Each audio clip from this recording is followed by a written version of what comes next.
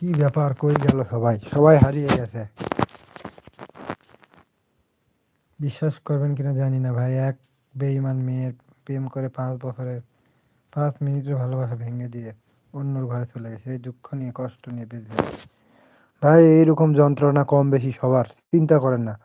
যে গেছে ভুলে যান, যে গেছে মনে করেন আপনার যোগ্যই ছিল না, এই জন্য চলে গেছেন। এর থেকে ভালো কিছু হয়তো আল্লাহ রাখছে, এই জন্য চলে গিয়েছে, সমস্যা নেই।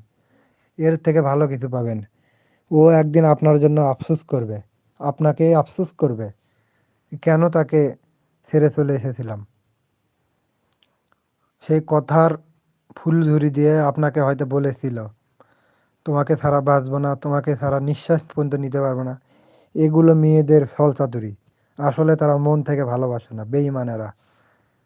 আমি পোলট্রি মুরগি ছানা গোস্ত ভেজে খাই তাই শুধু নামাজ পড়ে আল্লাহর কাছে বলি, আল্লাহ আমি তো কোনো দোষ করিনি, সে আমার সাথে কেন এমন করলো? সে ভালো জানো, তুমি যা করছো ভালোর জন্য করছো, এটা আল্লাহর কাছে বলি।